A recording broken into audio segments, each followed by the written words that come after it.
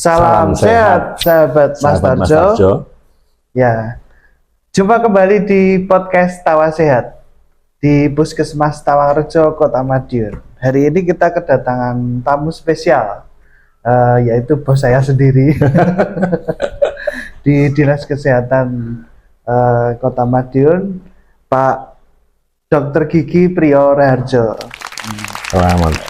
Beliau adalah Kepala Bidang Pemberdayaan Masyarakat di bidang kesehatan dan juga pernah menjadi Kepala Bidang Pelayanan di Rumah Sakit Umum Daerah Kota Madiun. Hari ini kita mau bahas tentang pelayanan kesehatan pada kecelakaan lalu lintas. Sebelumnya saya tanya dulu kabarnya beliau. Gimana kabarnya Pak Priyo? Alhamdulillah. Oh iya, tadi ada yang kurang. Saya juga pernah jadi membernya Puskesmas Tawangrejo saat pertama kali pisah dengan Puskesmas Sororo. Oh iya, ini seniornya di Puskesmas Tawangrejo. Jadi dulu kita tergabung dalam Puskesmas Oro-Orombo. Nah, kemudian kita terpisah menjadi Puskesmas Sukosari dan Puskesmas Tawangrejo. Nah, yang angkut-angkut ini beliaunya ini. Iya. Bapak Dr. Gigi Priyo Raharjo ini.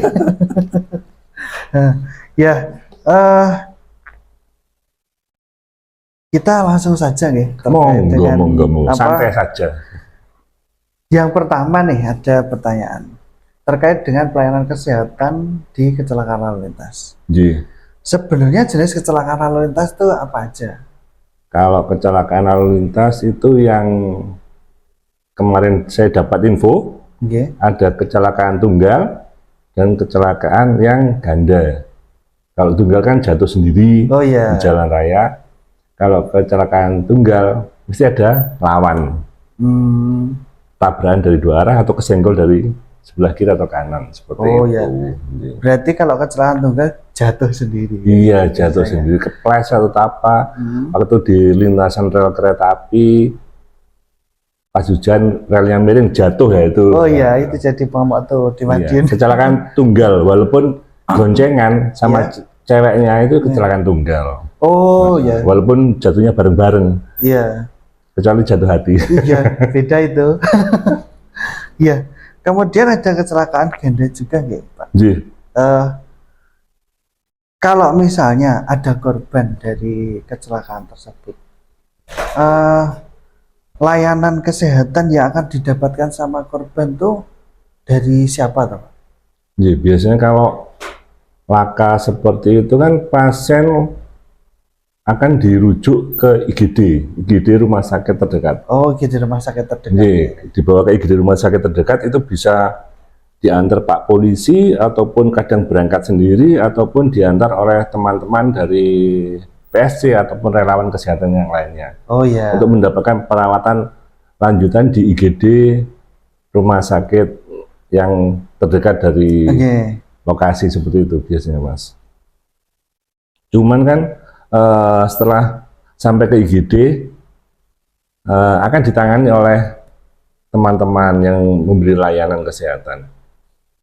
Biasanya yang dipikirkan pasien kan masalah pembiayaan. Nah, iya itu. Penting. Kalau jatuh bros, kalau babras mungkin bisa diobati sendiri ataupun kadang kalau rawat luka rawat di IGD juga biaya nggak mahal.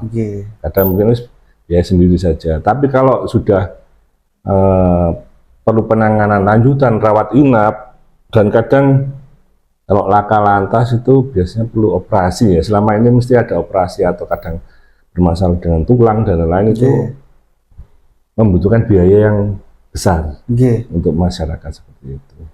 Nah, ini terkait pembiayaan ini Pak Priyo.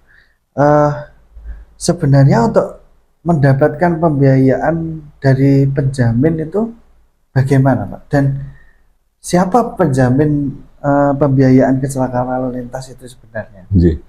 Alhamdulillah kemarin saya sempat konsultasi dengan sejawat saya, Mas Agus dari BPJS Kesehatan terkait kejadian-kejadian seperti ini. Karena biasanya masyarakat itu beranggapan kalau sudah punya BPJS Kesehatan, sembarang kalir itu bisa ditanggung BPJS Kesehatan. Nah, padahal kalau di kasus seperti ini, kecelakaan, penjamin utamanya adalah Jasara Harja. Oh, iya, Dari Jasara Harja itu penjamin utama yang mengcover biaya-biaya untuk kasus laka lantas di Indonesia ya.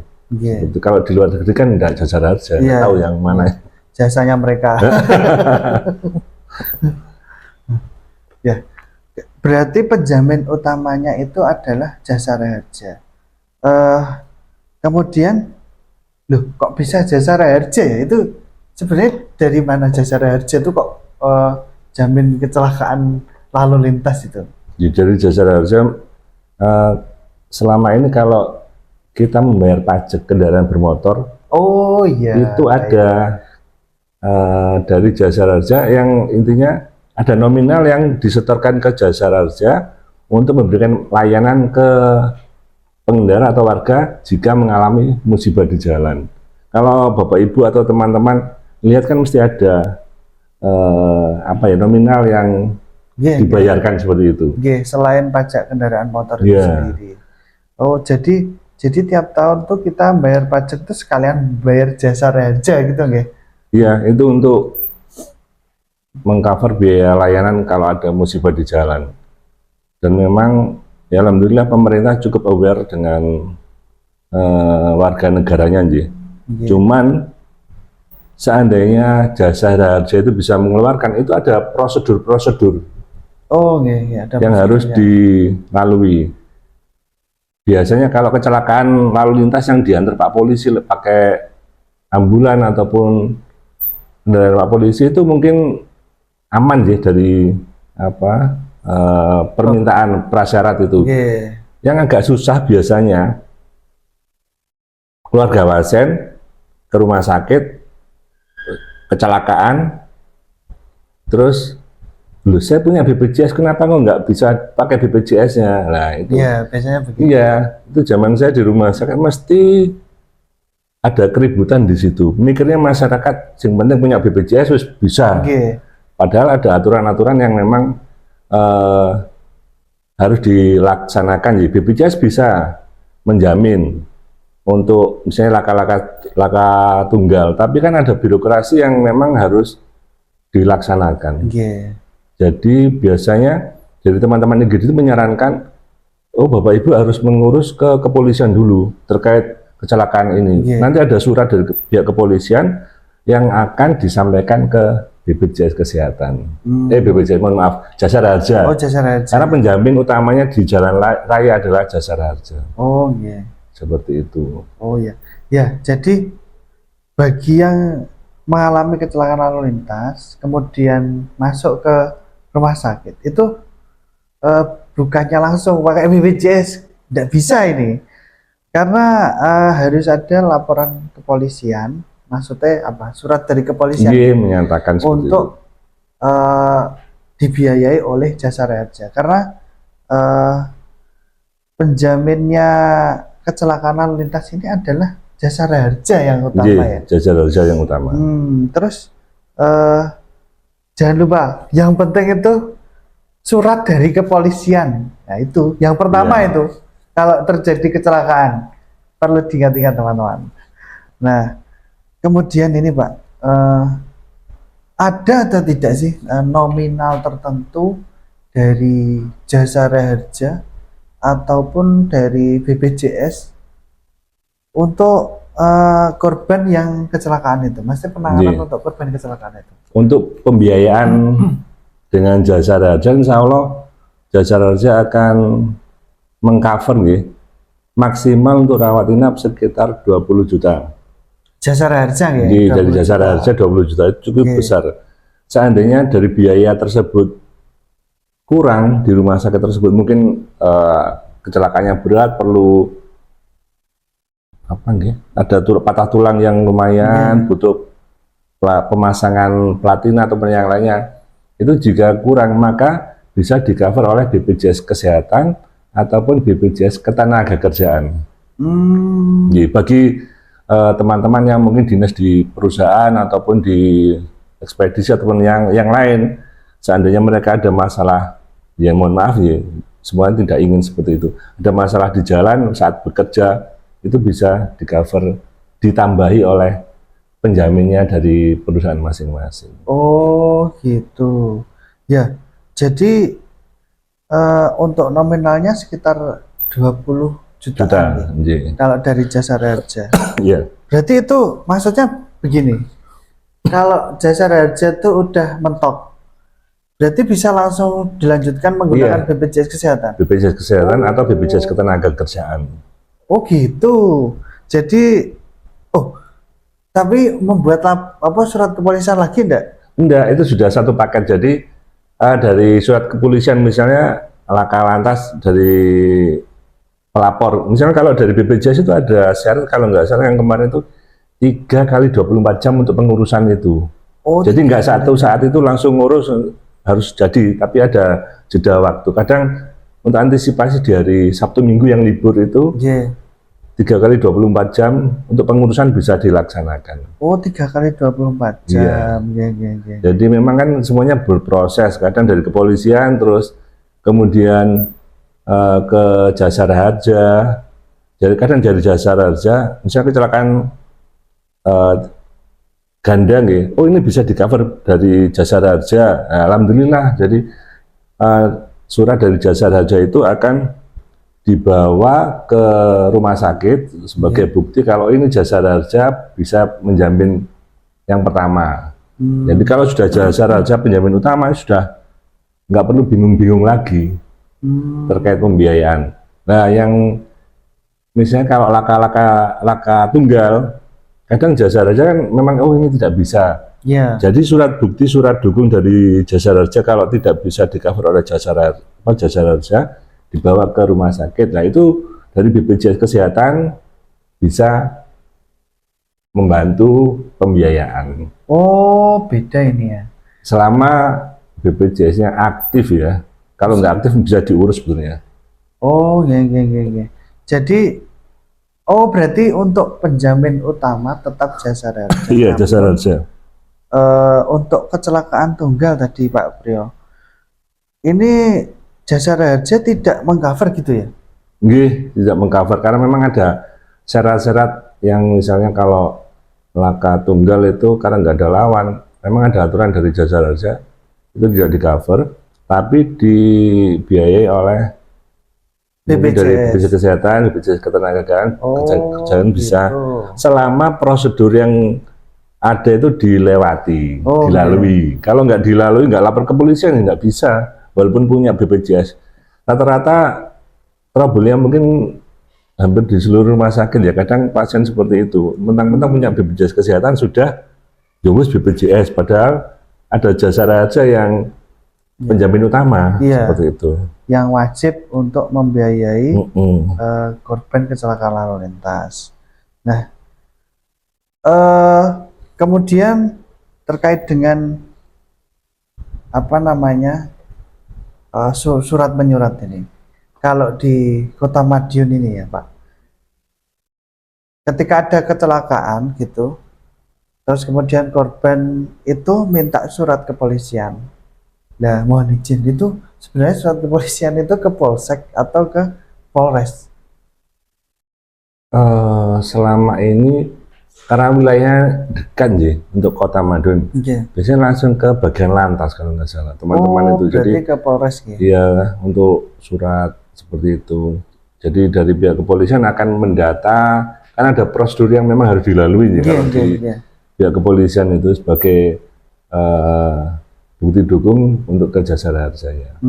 Memang itu yang kita sampaikan. Kadang masyarakat itu sudah kendu dulu kalau lapor. Kadang laka lantas itu terjadi karena biasanya pada yang agak susah itu anak-anak di bawah umur naik motor ngebut. Oh iya. Kecelakaan jebret. Gak punya SIM di sana. Gak punya SIM, biasanya orang tua yo bingung mau ke kepolisian mengenai yang seperti itu. Tapi itu pernah terjadi juga zaman saya di rumah sakit ya. Saya sampaikan, Bapak kalau jenengan tidak mengurus untuk perawatan putra Bapak itu untuk operasinya minimal 8 juta Pak. Nah gimana Mas? Ya Bapak harus lapor ke kepolisian. Tapi anak saya nggak punya SIM, Pak, Mas. Loh, nggak apa-apa, jenengan sampaikan ke pihak kepolisian seperti ini. Karena ternyata itu beriringan dengan temannya keserempet. Oh gitu. Tapi alhamdulillah bisa Jasara Harja itu mengcover. Saya pikir kemarin nggak bisa, ternyata bisa. Jadi ya orang tuanya juga harus bersyukur daripada keluar uang yang besar, karena nanti juga setelah perawatan kan ada kontrol untuk si korban. Kemudian kadang perlu operasi lanjutan untuk lepas pen dan lain-lain. Itu selama di cover oleh Jasara Harja dan BPJS aman. Kalau tidak, ya biayanya besar. Oh gitu. Oke. Kemudian kalau misalnya habis dari surat kepolisian ya, terus kita perlu ke Jasara Harja. Nah, Jasara Harja di Kota Madiun ini di mana, Pak? Untuk Jasara Harja kalau di Kota Madiun di Jalan Dr. Sutomo. Oh, di Jalan Dr. Sutomo. Di Jalan Dr. Sutomo. Jadi dekatlah kalau dari pihak kepolisian, langsung bergerak ke Jasara Harja. Kalau di jam-jam kerja insya Allah cepat untuk proses seperti ini. Setelah itu Jasara Harja, oh oke, ini bisa di cover Jasara Harja, alhamdulillah bisa. Oh ini nggak bisa, jadi pakai penjamin yang lain, tidak apa-apa. Yang penting kan prosedur itu sudah dilalui. Iya. Oh iya. Tapi yang paling penting itu surat dari kepolisian, surat dari Jasara Harja. Iya. Terus kemudian kalau Jasara Harja tidak bisa cover, masih ada BPJS Kesehatan. Iya, betul. Oh iya. Jadi jangan khawatir teman-teman. Tapi ya jangan mencoba untuk kecelakaan. Iya. Jangan khawatir, tapi jangan mencoba untuk kecelakaan. Nah, kalau untuk kecelakaan lalu lintas ini, memang penjamin utamanya Jasara Harja. Kemudian kalau misalnya Jasara Harja tidak mengcover, itu bisa pakai BPJS Kesehatan. Tapi jangan lupa untuk mengikuti prosedurnya. Nah, tetap ada surat kepolisian di bagian lantas di Polres, terus juga menuju ke Jasara Harja kalau di Kota Madiun di Jalan Dr. Sutomo itu. Kemudian nanti di Jasara Harja gimana? Apakah jawaban dia, oh ya ini dibiayai? Kemudian apakah jawaban dia, oh ini pakai BPJS Kesehatan gitu? Jangan khawatir, tapi jangan mencoba untuk kecelakaan ya. Nah, kemudian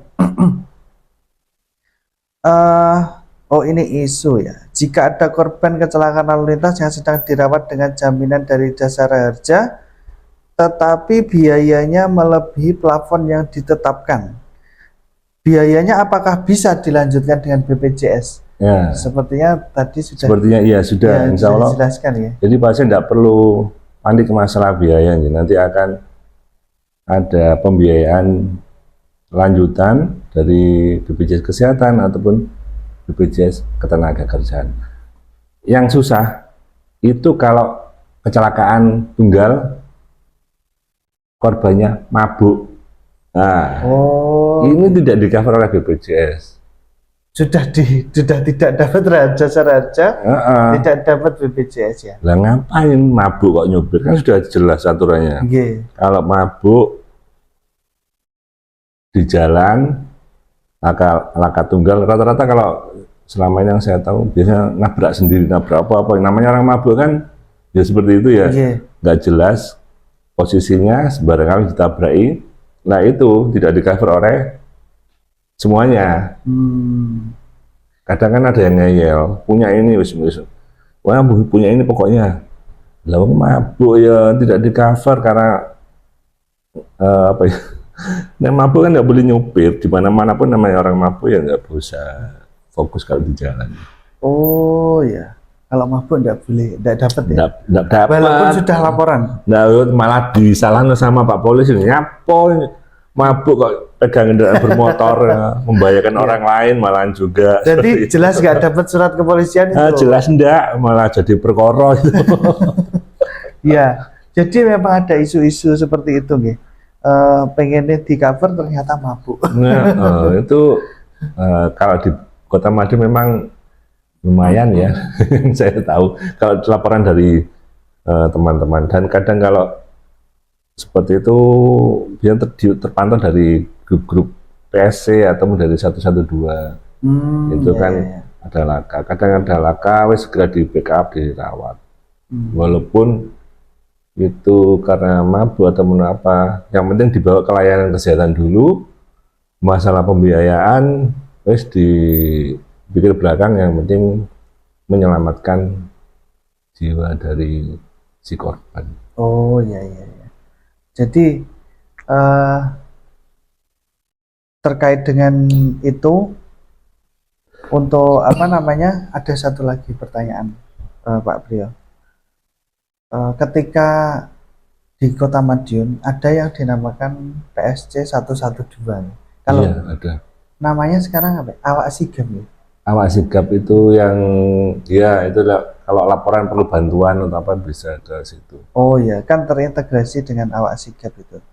Nah, apakah di Awak Sigap itu bisa Pak Priyo untuk misalnya lapor ada kecelakaan gitu, Iya. tanggung jawabnya PSC itu sebatas mana? Apakah dia bisa sampai bantu ke surat kepolisian, ke jasa raja? Oh, Gimana? kalau dari tim PSI yang selama ini saya ketahui teman-teman, seandainya ada laporan kejadian laka di jalan, kadang dihubungi Pak Polisi langsung ataupun dari laporan warga, itu mereka kan ke lokasi Iya. untuk cek kondisi pasien korban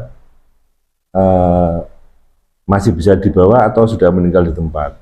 Jika masih bisa dilakukan apa, masih ada nih tanda-tanda kehidupan, akan dibawa ke layanan rumah sakit terdekat untuk memberikan pelayanan lebih lanjut. Cuman kalau surat menyurat memang ke kepolisian itu dari pihak keluarga nih, Oh, jadi pihak keluarga. ya, dari teman-teman PSC nggak akan sampai sejauh itu karena tugasnya sudah banyak. Oh iya.